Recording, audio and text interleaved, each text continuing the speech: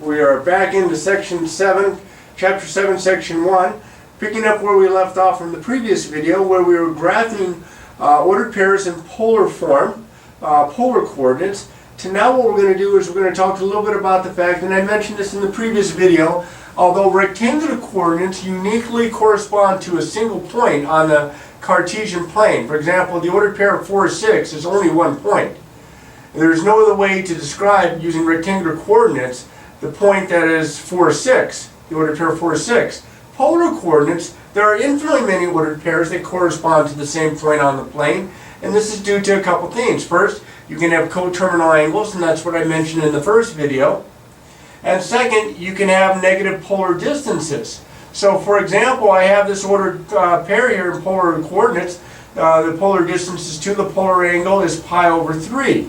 I can also say that this is going to graph the same point as the ordered pair. Now notice what I'm going to do here. I'm going to change the 2 to a negative 2, and I'm going to add pi to this, and I get 4 pi over 3. And they would have the same exact place on the polar graph. And I'll show you this here in just a minute. I also could add or subtract a multiple of 2 pi to get the coterminal angle, so I could also have, if I kept the same polar distance of 2 and added 2 pi, which is 6 pi over 3, I would have 7 pi over 3. And that's another ordered pair in polar form that graphs that same exact point, which I'm starting here with the 2 and the pi over 3. I could also add multiples of pi to my first example that has the negative polar distance by adding 2 pi's onto this or subtracting 2 pi's, multiples of 2 pi. I would get another coterminal angle to 4 pi over 3, and therefore I'd have the same location. So now, what I want to do here is actually, 7 might be a little bit too big. I don't think I have 7 concentric circles. See, 1, 2, 3, 4, 5, 6, 7, 8, 9. Actually, I do. So we'll go ahead and we'll leave the 7 there. And I'm going to graph the point 7, 3 pi over 2 that are in polar coordinates. But before I do, I'm going to find two other polar coordinate representations. 2 with r greater than 0, 2 with r less than 0. Well, for r greater than 0, all I'd have to do is add on 2 pi and then add on 2 pi again, or subtract 2 pi, however I want to do this. So I could have 7, if I subtract 2 pi, which is 4 pi over 2, I would have negative pi over 2. If I add 2 pi onto this, I would get 7 pi over 2, because that's, you add 2 pi onto that, that's 4 pi over 2. Now if I choose to have r negative, it would have to be a negative 7. So what I would do is I would find, first off, 180 pi radian turnaround there in the exact opposite direction. I subtract pi, which is 2 pi over 2, and I would get pi over 2. And of course, now that I have that, I could also write negative 7, and then all I have to do is add a multiple of 2 pi onto pi over 2. So if I add 2 pi to this, that's 4 pi over 2, I would get 5 pi over 2. Now, that's a whole lot of talking without a demonstration here. So what I'm going to do is I'm going to show you for this one that I get the same exact point when I graph them on my polar coordinates. So hopefully my tray is going to hold. I keep thinking this is heavy enough to bring it down. Hopefully not. And I'm going to graph starting here with 7, 3 pi over 2. 3 pi over 2 down this way and count 7 spots. 1, 2. Okay, I still have the 1 there. 1, 2, 3, 4, 5, 6, 7. That's this point right here. Now let's try 7 negative pi over 2. So I'm still going the same distance out, but negative pi over 2 means I go this way clockwise pi over 2. 7 spots, I'm in the same location. 7 pi over 2. 7 pi over 2, that would be a complete revolution, and then 3 pi over 2 more, and I'm down here again. It's as if I would go all the way around and then back around like that to 7 pi over 2. Now the opposite here, if I go to pi over 2, that's this direction, but with a negative 7, that means I go in the exact opposite direction, 7 spots, and I'm right there again. And very similarly, if I go negative 7, 5 pi over 2, 5 pi over 2 would look more like this. It would be all the way around. That's 4 pi over 2, and then pi over 2 more. So this is my direction going like north here, going straight up. But because of the negative 7, I come down 7 spots, and I'm still at that same location. So this is just 4 of them. I could, if I had the desire and the time, I could create as many more polar ordered pairs as I choose to represent that point, 7, 3 pi over 2. Here's 4 of them right here.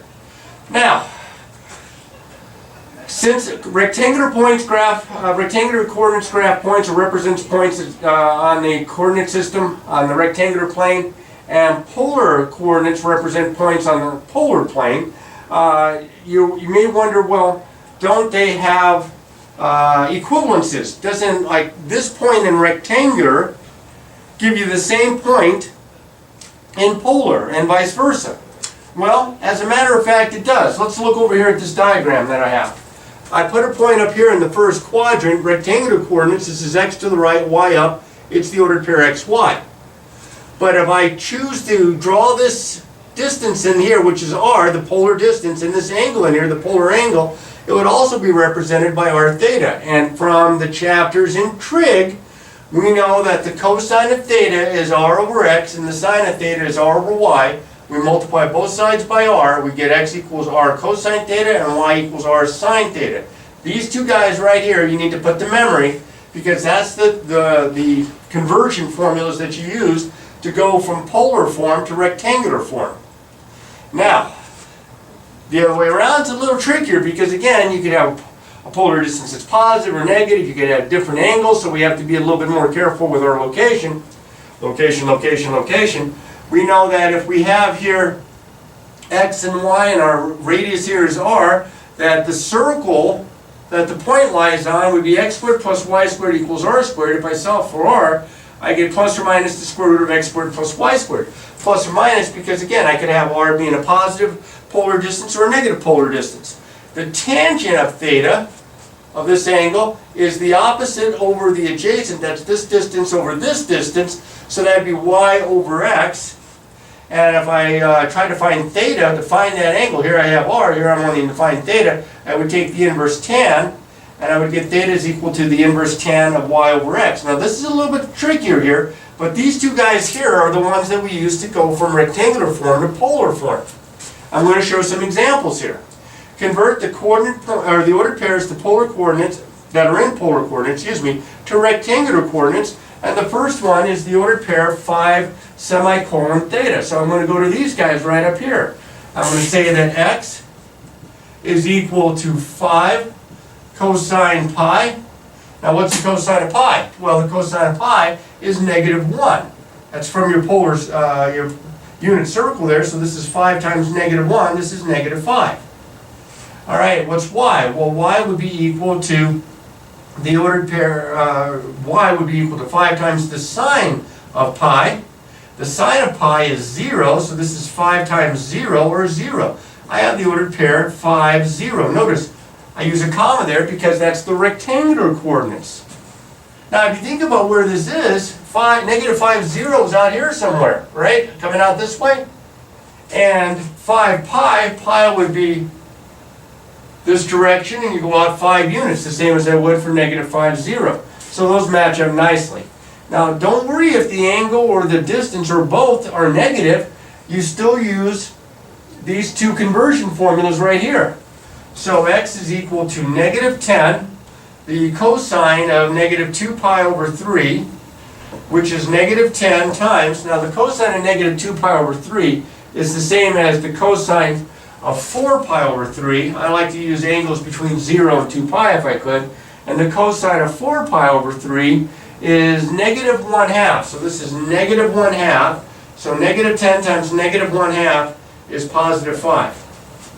The y would be negative 10 sine of negative 2 pi over 3, or which is the same as the sine of 4 pi over 3, which is negative square root of 3 over 2. Negative square root of 3 over 2.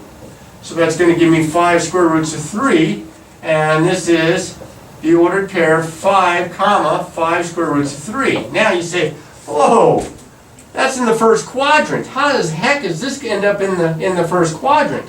Well, think about this. Negative 2 pi over 3 would be putting you in here in the third quadrant, because that would be negative pi over 2, so negative 2 pi over 3 would put me somewhere in the third quadrant in that direction, but then it's a negative 10, so it goes in the opposite direction that way.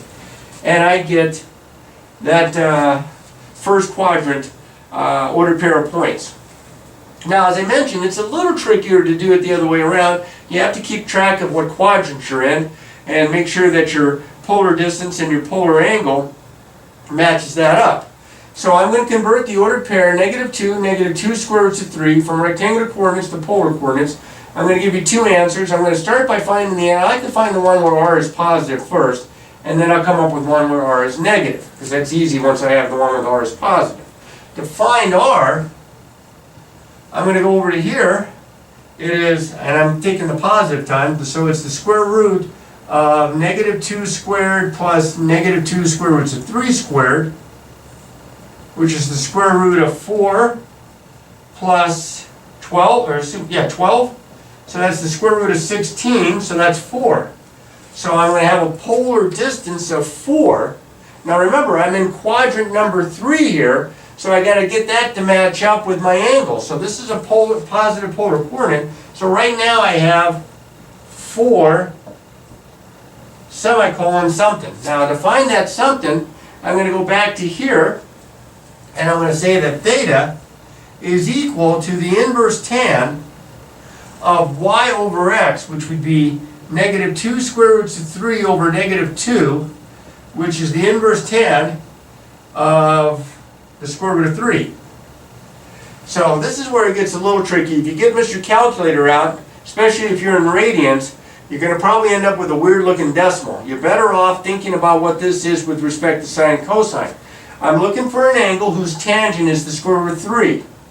Well, I'm going to find that because this is going to give me a first quadrant angle. It's my reference angle. Remember, I need the third quadrant. My first quadrant angle, if I try to figure out what angle would give me where the sine divided by the cosine is the square root of 3, I'm going to get pi over 3. Because see, the sine of pi over 3 is the square root of 3 over 2. The cosine of pi over 3 is a half, and that gives me the square root of 3.